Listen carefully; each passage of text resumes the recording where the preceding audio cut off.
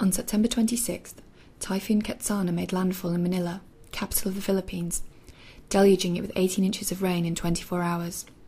A state of calamity has been declared in 8 regions, and the Philippines government has appealed for international assistance. The Philippines is a country that is frequently affected by natural disasters, including earthquakes, hurricanes, typhoons and flooding. Earlier this year, I interviewed Angela Travis, UNICEF's Chief of Communications in the Philippines, about preparing for natural disasters. I asked her about the impact of natural and man-made disasters on children. The Philippines is a country made up of about 7,000 islands. So it's already got a natural environment that's quite vulnerable to changes in climate and to natural disasters. And in the UNICEF office in the Philippines, although we call natural disasters emergencies, we almost treat it like a regular part of the program because it's so prevalent and so common. It's not a question of which or when a disaster will happen. It's just plotting it in the year because we always know there will be several natural disasters. Usually typhoons. It's very high prevalence earthquake area. And then there's the added complication of long-running conflict in the south of the country. And all these have a huge impact on children. And what's the impact on children's education, for example, if they're being evacuated because of emergencies? When an emergency happens, and let's talk about typhoons and floods, which are the most common, when something happens, the first step is that communities are evacuated. Children are with their families sent to evacuation centres.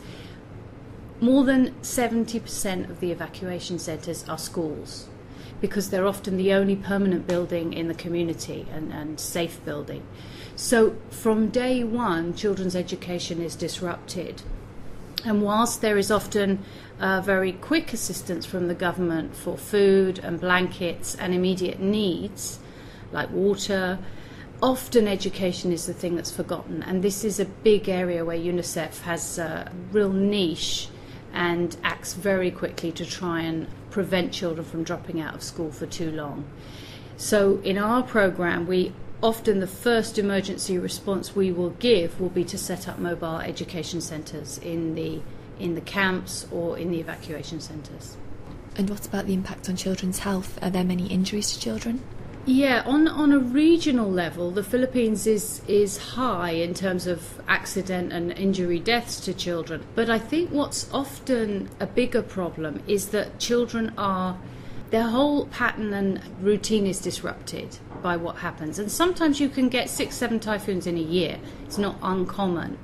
So if you think every couple of months, you've got the stress, the worry of seeing your parents panicking, the water's rising, the house gets blown down. I mean, it definitely takes family members with every typhoon.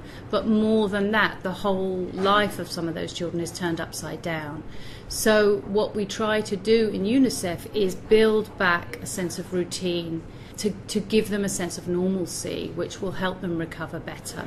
And is there any evidence that these disasters are becoming more frequent due to climate change? It's a difficult one to prove, but there is certainly a lot more awareness and talk of climate change in the Philippines these days. In 2006, there were 3 what they call super typhoons which hit the country. And records show they have never had typhoons on that magnitude in quick succession. It completely devastated a number of quite large villages on the east coast side. And so anecdotally and from what we can tell, yes, things are definitely getting worse. We are supporting an NGO in the Philippines who are currently trying to map this and come up with some of the evidence. But certainly people are saying when they were the elders in a community, when they were younger, there were never this many typhoons and they weren't on this scale. What measures is UNICEF taking around disaster preparedness for children in their communities? It's a big part of the whole UN initiative. There's a joint UN program on disaster preparedness and early recovery. But one thing we've particularly been working on in the last 5 years with funding from the Netherlands is it's a kind of building back better program. So when we're putting schools back together in communities, we're building them of stronger structures that should withstand typhoons much better than the original building. So they have very steel, strong frames, for example, on the doors. They have reinforced roofing, because often those corrugated iron sheets flip off in a typhoon, and they're deadly when they're flying in the wind. So we've looked at that, and we're starting to build schools with a much stronger, better structure. Linked to that is education of the children and the community on what to do at different stages of disaster, particularly typhoons and floods.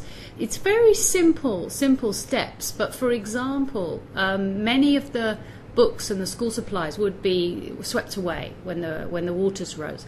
So they've built in all their homes, they've been encouraged to build shelves and put all those things up high. It's a simple thing, but it actually makes a really big difference. So the children have the routines they go through, they ring the bell in the school, they get everybody together, they make sure everyone's accounted for.